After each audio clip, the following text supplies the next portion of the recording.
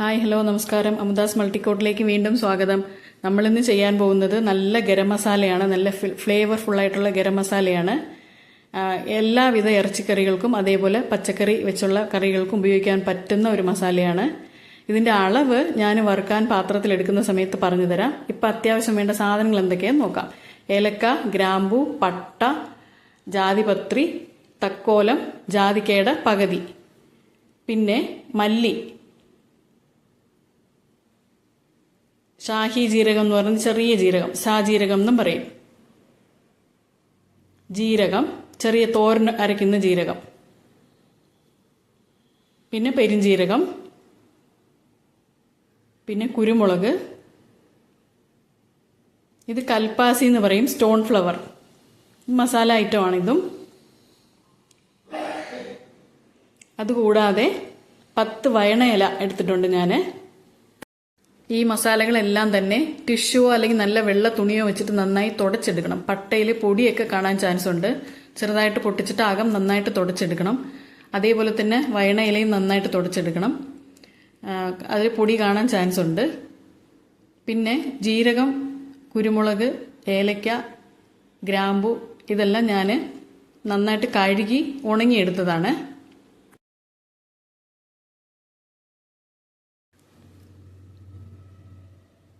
ഞാനിപ്പോൾ സ്റ്റൗ കത്തിച്ചിട്ട് പാത്രം അടുപ്പത്ത് വെച്ച് കൊടുത്തിട്ടുണ്ട്. ഫ്ലെയിം ഏറ്റവും ലോവസ്റ്റ് ആയിരിക്കണം, ഒരിക്കലും ഫ്ലെയിം കൂടരുത്. നമുക്ക് ആദ്യം മല്ലി ചേർത്ത് കൊടുക്കാം. 50 ഗ്രാം മല്ലിയാണ്. ടേബിൾ സ്പൂണിൽ എത്രയെന്ന് പറഞ്ഞു തരാം.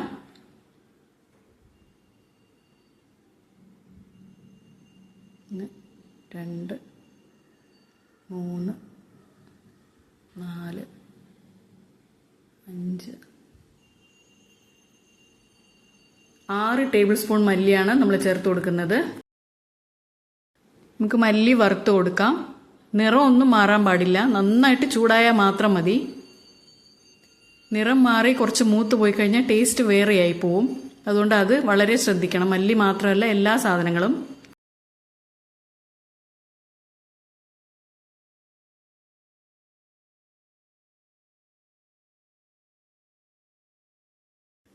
മല്ലി ചെറുതായിട്ട് മണം വരാൻ തുടങ്ങിയിട്ടുണ്ട്. ഇത്രയും മതിയാകും. നമുക്ക് വേറൊരു പാത്രത്തിലേക്ക് മാറ്റി കൊടുക്കാം. ഇനി നമ്മൾ പെരിഞ്ജീരകമാണ് ചേർത്ത് കൊടുക്കുന്നത്. 50 ഗ്രാം പെരിഞ്ജീരകമാണ്. ടേബിൾ സ്പൂണിൽ എത്രയാണെന്ന് ഞാൻ പറഞ്ഞുതരാം.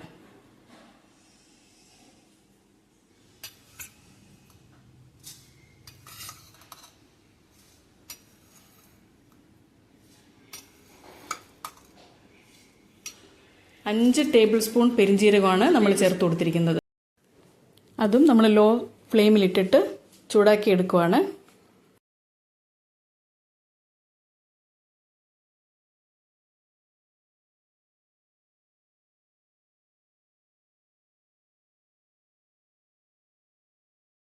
പെരിഞ്ജീരകവും നന്നായിട്ട് ചൂടാക്കി വന്നിട്ടുണ്ട്. അതും നമ്മൾ നേരത്തെ മാറ്റി വെച്ച പ്ലേറ്റിലേക്ക് മാറ്റാം.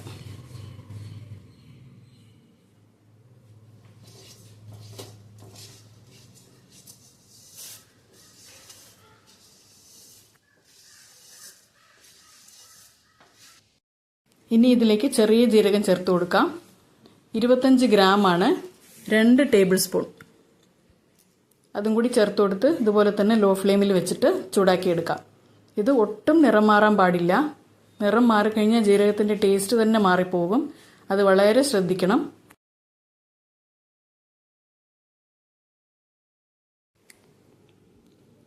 ജീരകം വറുക്കാം.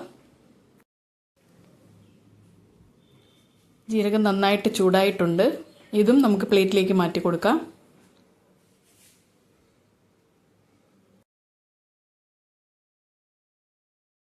ഇനി ഇതിലേക്ക് സാജീരകം ചേർത്ത് കൊടുക്കാം.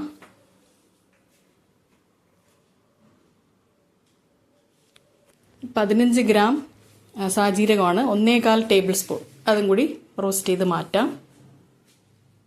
ഇതിലേക്ക് കുരുമുളക് ചേർത്ത് കൊടുക്കാം. അത് 15 ഗ്രാമാണ്, 1 ടേബിൾ സ്പൂൺ. അതും റോസ്റ്റ് ചെയ്ത് മാറ്റാം.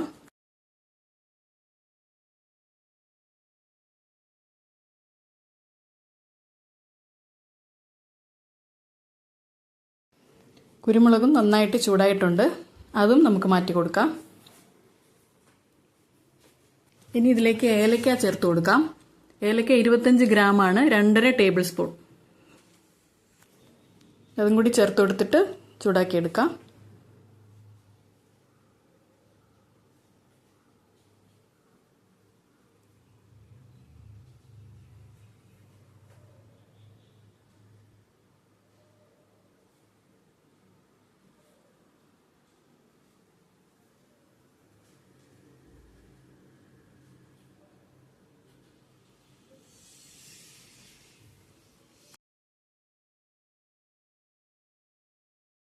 ഏലക്കായും ചൂടായിട്ടുണ്ട്, അത് നമുക്ക് മാറ്റി കൊടുക്കാം പ്ലേറ്റിലേക്ക്.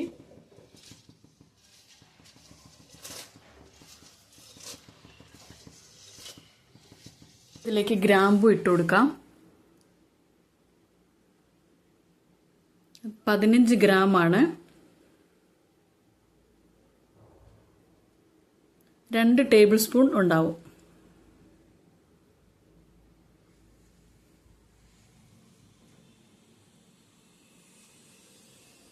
അതുകൂടി ഇട്ട് കൊടുത്തിട്ട് ചൂടാക്കിയെടുക്കാം.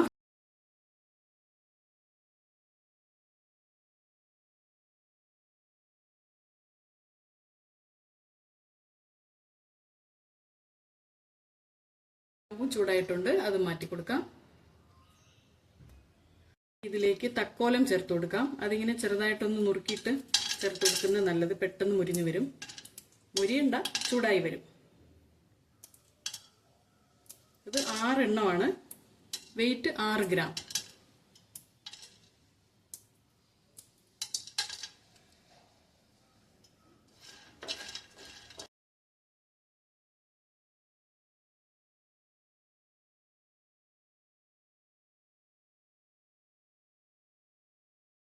ഈ തക്കോലം പിന്നെ അതേപോലെ ജാതിക്ക, ജാതിപത്രി, ഇതിനൊക്കെ നല്ല ഡീപ്പ് സ്മെല്ലാണ്, നല്ല ഫ്രാഗ്രൻസ് ആണ്. അപ്പം അത് കുറച്ച് ചേർത്താൽ മതിയാകും.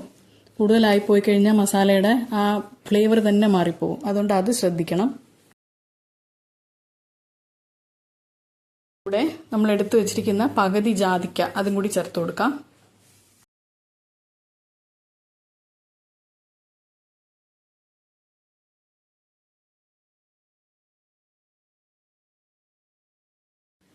തക്കോലവും ജാതിക്കായും നല്ലതായിട്ട് ചൂടായിട്ടുണ്ട്, അതും കൂടി നമുക്ക് മാറ്റി കൊടുക്കാം.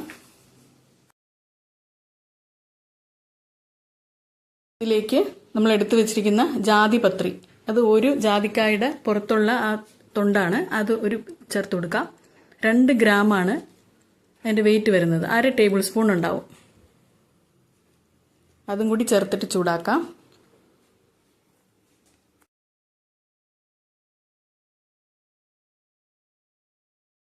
ജാതിപത്രി ചൂടായിട്ടുണ്ട്, അതും കൂടി മാറ്റി പ്ലേറ്റിലേക്ക് ആക്കി കൊടുക്കാം.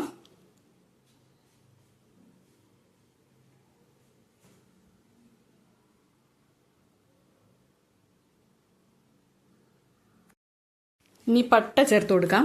പട്ട എടുത്തിരിക്കുന്നത് 25 ഗ്രാമാണ്, 6.5 ടേബിൾ സ്പൂൺ ഉണ്ടാവും. അതും കൂടി ചേർത്ത് കൊടുത്തിട്ട് ചൂടാക്കിയെടുക്കാം.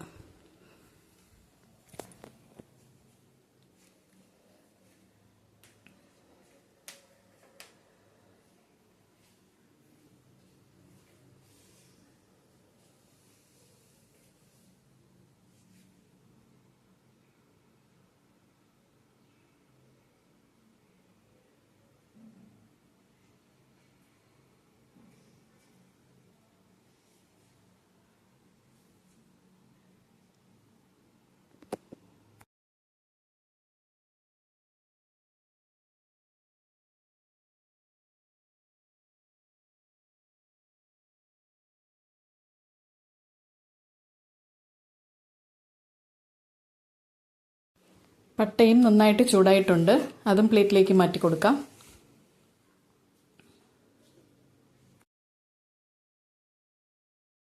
ഇനി ഇതിലേക്ക് കൽപ്പാസി ചേർത്ത് കൊടുക്കാം, സ്റ്റോൺ ഫ്ലവർ. അത് വളരെ കട്ടി കുറഞ്ഞതായതുകൊണ്ട് നല്ല ചൂടായ ചട്ടിയിലിട്ട് കഴിഞ്ഞാൽ തന്നെ പെട്ടെന്നാവും. ഇതൊന്ന് പൊടിച്ചിട്ട് ചേർത്ത് കൊടുക്കാം. അതിൻ്റെ അളവ് ഞാൻ പറഞ്ഞുതരാം. 3 ഗ്രാമാണ്, 2 ടേബിൾ സ്പൂൺ ഉണ്ടാവും. അതും കൂടി ഇനി ചൂടാക്കാം.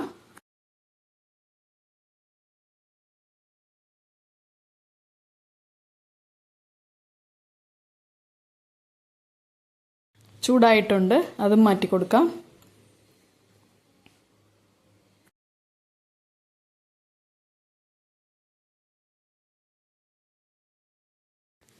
ഇനി ഇതിലേക്ക് വഴന ഇലയും കൂടി ചേർത്ത് കൊടുക്കാം. 10 എണ്ണം നമ്മൾ എടുത്തു വെച്ചിരുന്നതാണ്. അത് ചെറുതായിട്ടൊന്ന് നുറുക്കിയിട്ട് ആ പാത്രത്തിൽ ഇട്ട് കൊടുക്കാം. അതും കൂടി ചൂടാക്കി മസാലയുടെ കൂടെ ചേർക്കാം. വഴന ഇലയും ചൂടായിട്ടുണ്ട്. സ്റ്റൗ ഓഫ് ചെയ്യാം. മസാലയുടെ കൂട്ടത്തിൽ ഇതും കൂടി മാറ്റി വെച്ച് കൊടുക്കാം.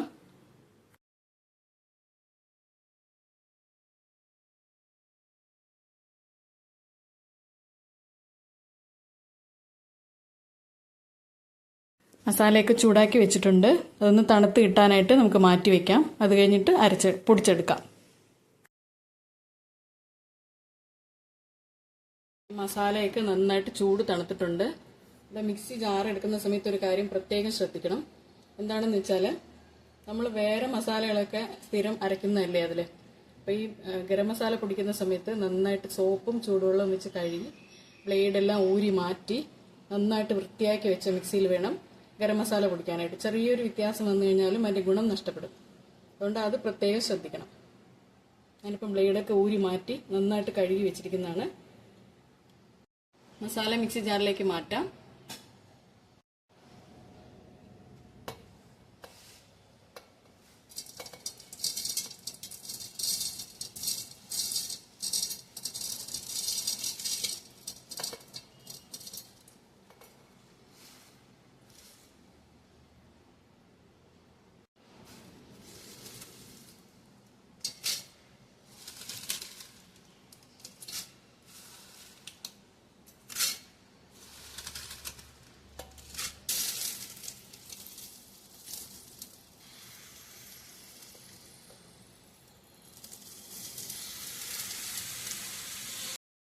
മസാല ഞാനൊന്ന് പൾസ് ചെയ്തെടുത്തിട്ടുണ്ട്.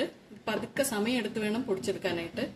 മിക്സിയുടെ ജാറ് ചൂടായി കഴിഞ്ഞാൽ മസാലയുടെ പൊടിയുടെ ഗുണവും നഷ്ടപ്പെടും. അതുകൊണ്ട് നമുക്ക് സാവധാനം വേണം ഇത് പൊടിച്ചെടുക്കാനായിട്ട്. 2 മിനിറ്റ് ഇങ്ങനെ തുറന്നിരിക്കട്ടെ. അത് കഴിഞ്ഞ് വീണ്ടും നമുക്ക് പൾസ് ചെയ്തെടുത്തിട്ട് പിന്നെ പൊടിച്ചെടുക്കാം. നമ്മൾ ഗരം മസാല പൊടിച്ചെടുത്തിട്ടുണ്ട്. ബൗളിലേക്ക് മാറ്റി കൊടുക്കാം.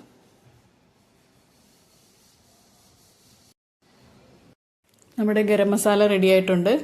ഒരുപാട് ഫൈൻ പൗഡറായിട്ട് പൊടിക്കേണ്ട കാര്യമില്ല, ഇങ്ങനെ മതിയാവും. പിന്നെ നമ്മൾ വീട്ടിൽ തന്നെ തയ്യാറാക്കുന്നത് കൊണ്ട് നല്ല വൃത്തിയായിട്ട് മനസ്സിന് സമാധാനമായിട്ട് നമുക്ക് ചെയ്തെടുക്കാം. അപ്പോൾ എല്ലാവരും ഈ മസാലപ്പൊടി ഒന്ന് പരീക്ഷിച്ച് നോക്കുക, ഫീഡ്ബാക്ക് അറിയിക്കുക. എൻ്റെ ചാനൽ സബ്സ്ക്രൈബ് ചെയ്യാതെയാണ് കാണുന്നവരാണെങ്കിൽ ഒന്ന് പ്ലീസ് സബ്സ്ക്രൈബ് ചെയ്തിട്ട് കാണുക. വീഡിയോ ലൈക്ക് ചെയ്യുക, ഷെയർ ചെയ്യുക, കമൻറ്റ് ചെയ്യുക. അടുത്ത നല്ലൊരു വീഡിയോയുമായിട്ട് കാണുന്നതുവരെ നന്ദി, നമസ്കാരം.